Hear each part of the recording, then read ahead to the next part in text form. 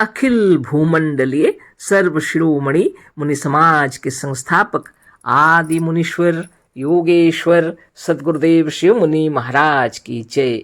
उपस्थित मुनि वृंद, साधु सज्जन वृंद, संत वृंद, साधक वृंद, आध्यात्म ज्ञान के जिज्ञासुओं और प्रेमियों, सभी श्रोता वृंद, आप सभी को मेरा कोटिशः नमन, सप्रेम जय जीव।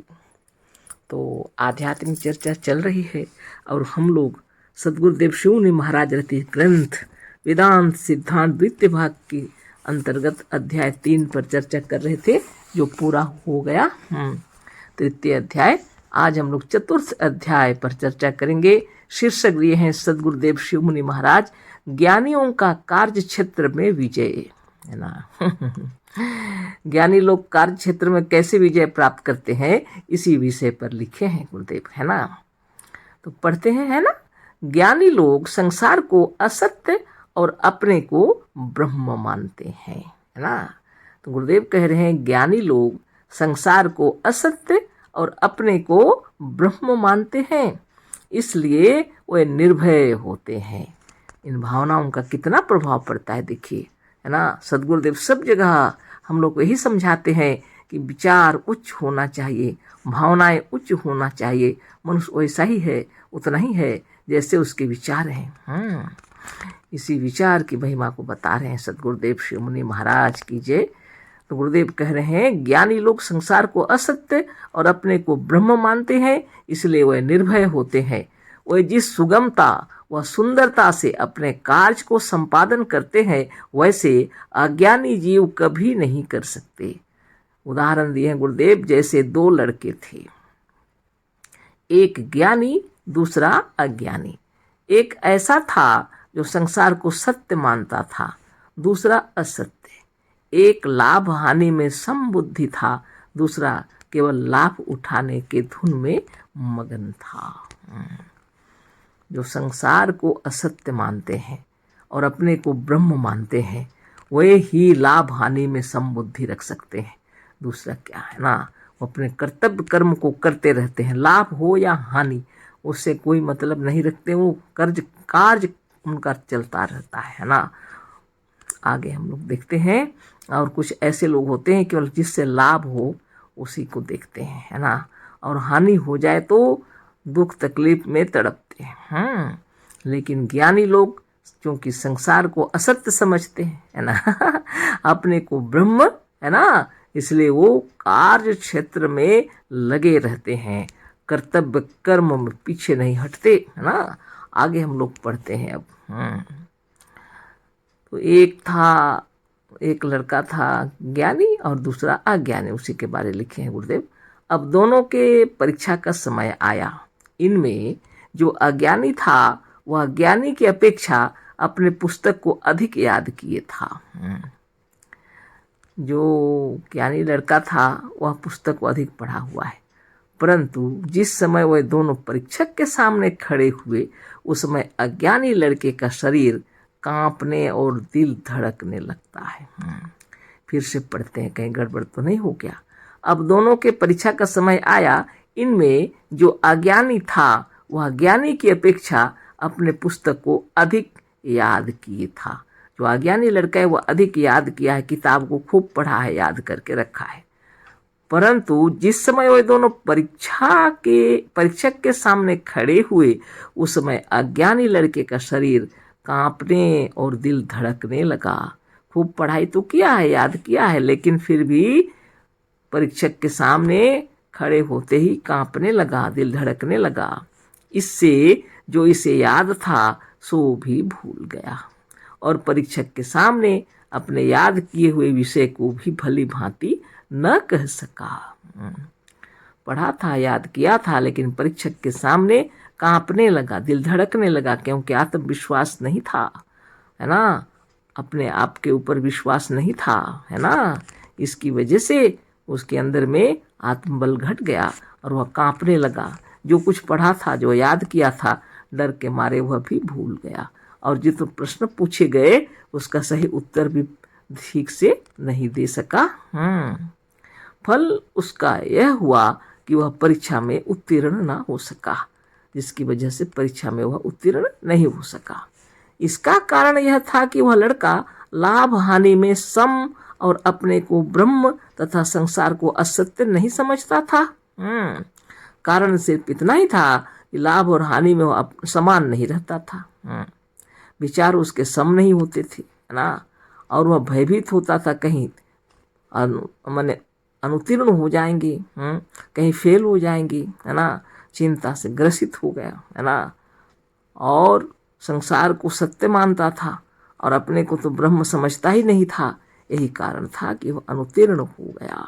सद्गुरुदेव के शब्दों में इसका कारण यह था कि वह लड़का लाभ हानि में सम और अपने को ब्रह्म तथा संसार को असत्य नहीं समझता था। हर वक्त यही सोचता था कि ऐसा ना हो कि हम उत्तीर्ण ना हों। इसी से उसका शरीर कांपने लगा था। यदि वह लाभ हानि में सम विचार रखकर अपने कर्तव्य कर्म पर खड़ा रहता तो यह दशा कदापि न होती। बात वही है, मन के अंदर में भावना था कहीं हम उत्तीर्ण ना हो तो, है ना, इसी से उसका शरीर कांपने लगा था और वह लाभ हानि में सम विचार नहीं था। कर्तव्य कर्म खड़ा रहते हुए भी वह कदापि, अगर वह सम विचार रखता तो कर्तव्य कर्म पर खड़ा रहता तो कदापि ऐसी स्थिति नहीं आती, गुरुदेव कह रहे हैं। गुरुदेव के शब्दों में यदि वह लाभ हानि में सम विचार रखकर अपने कर्तव्य कर्म पर खड़ा रहता तो यह दशा कदापि न होती। परंतु वह ज्ञानी लड़का अपने को ब्रह्म और संसार को असत्य समझता था। अब ज्ञानी लड़के की बारी आई। अब ज्ञानी लड़का अपने को ब्रह्म और संसार को असत्य समझता था।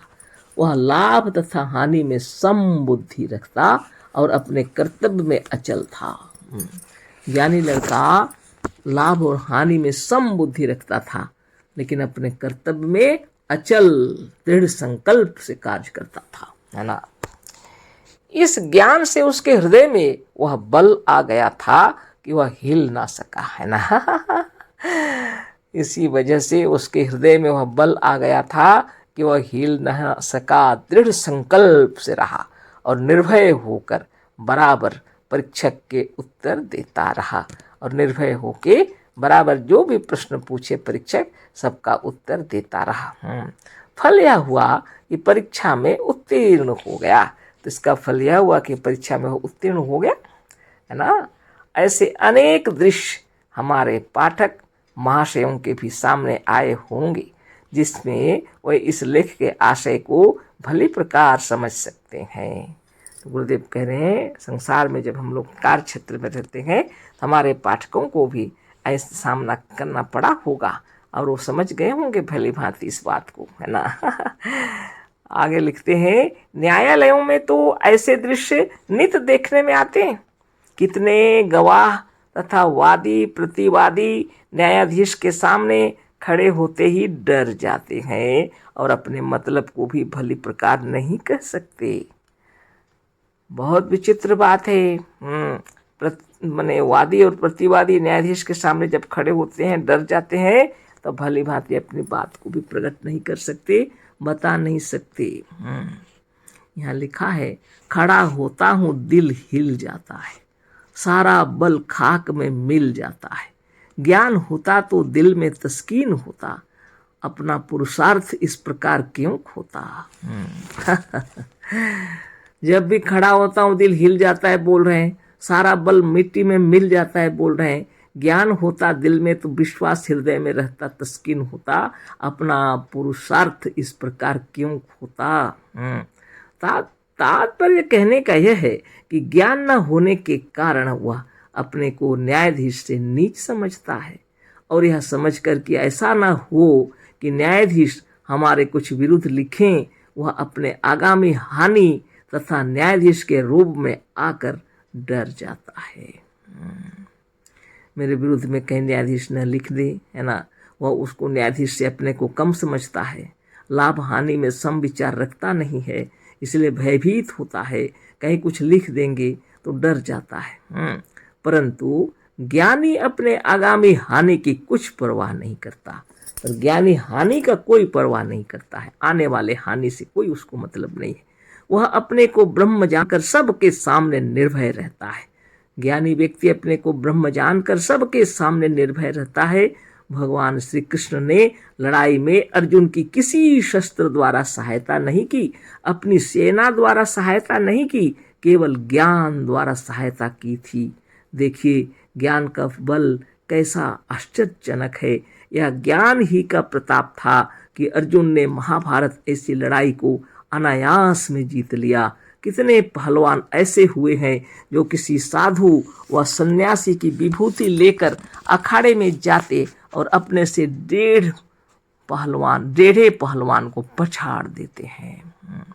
इसका क्या कारण है?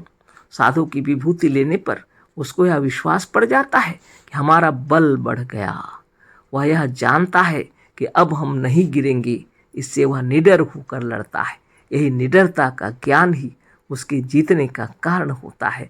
वास्तव में विभूति के भीतर कुछ विशेष शक्ति नहीं होती है, विश्वास है ना, बताइए, है ना, बहुत बड़ी शक्ति है आपके आत्मविश्वास पर। आपके हृदय में जब यह विचार उत्पन्न हो जाता है कि अब हम नहीं गिर सकते, अब हमें कोई पछाड़ नहीं सकता, क्योंकि विभूति लेकर के आए हैं साधु महात्मा का आशीर्वाद, है ना, तो उसको लगता है कि अब हमारा बल बढ़ गया, और अपने से डेढ़े पहलवान को पछाड़ देता है। केवल बल, आत्म बल से पछाड़ देता है। सदगुरुदेव उदाहरण दिए हैं ना, भगवान श्री कृष्ण ने लड़ाई में अर्जुन की किसी शस्त्र द्वारा सहायता नहीं की, सबको पता है। अपनी सेना द्वारा भी सहायता नहीं की, केवल ज्ञान द्वारा सहायता की थी। देखिए ज्ञान का बल कैसा आश्चर्यजनक है ना। यह ज्ञान ही का प्रताप था कि अर्जुन ने महाभारत ऐसी लड़ाई को अनायास में जीत लिया। बहुत बड़ी बात है ना। आगे प्रश्नोत्तर दिया हुआ है। प्रश्न, यदि वास्तव में हम ब्रह्म हैं तो ज्ञान होने पर उसी क्षण सर्वशक्तिमान क्यों नहीं हो जाते? यह प्रश्न है। उत्तर है, एक शेर का बच्चा छोटे ही पर जंगल में से सर्कस वाले पकड़ लाए और उसे पिंजरे में बंद कर दिया। दूध इत्यादि खिलाकर लोगों ने उसका पालन पोषण किया। मांस न खाने तथा शेर का साथ न होने से वह और शेरों के समान खूंखार नहीं था, क्योंकि वह नहीं जानता था कि हम शेर हैं। कई बार ऐसा हुआ कि वह पिंजरे में से निकला भी, परंतु लोगों ने उसे फिर पकड़कर बंद कर दिया। बहुत बड़ी बात है। गुरुदेव उदाहरण दिए हैं ना। कोई प्रश्न पूछे हैं, यदि वास्तव में हम ब्रह्म हैं तो ज्ञान होने पर उसी क्षण सर्वशक्तिमान क्यों नहीं हो जाते? तो गुरुदेव उदाहरण दे रहे हैं। एक छोटा सा शेर का बच्चा जंगल में था, उसको सर्कस वाले पकड़ कर ले आए और पिंजरे में बंद कर दिए और दूध इत्यादि खिलाए, मांस भी नहीं खिलाए। उसका जो स्वाभाविक आहार है शिकार, है ना, वो भी नहीं। साथ में और शेरों के साथ भी नहीं रहा। कहाँ से ज्ञान होगा? इसलिए वह खूंखार नहीं था। उसको पता ही नहीं था कि हम शेर हैं, है ना। क्योंकि वह यह नहीं जानता था कि हम शेर हैं। कई बार ऐसा हुआ कि वह पिंजरे में से निकला भी, परंतु लोगों ने उसे फिर पकड़कर बंद कर दिया। बहुत बड़ी बात है ना। तो ये तो आज समय हो गया, आगे फिर पढ़ेंगे कल। इसी प्रश्न का उत्तर अच्छा से दिए हैं सदगुरुदेव, है ना, कि क्या कहना है, वास्तव में अगर हम ब्रह्म हैं तो ज्ञान होने पर उसी क्षण सर्वशक्तिमान क्यों नहीं हो जाते? ये भी भावना का ही प्रबल प्रताप है। ठीक है, आगे कल पढ़ेंगे इसकी महिमा, है ना। अशेष धन्यवाद, कोटिशः नमन, सप्रेम जय जीव। सद्गुरुदेव शिव मुनि महाराज की जय।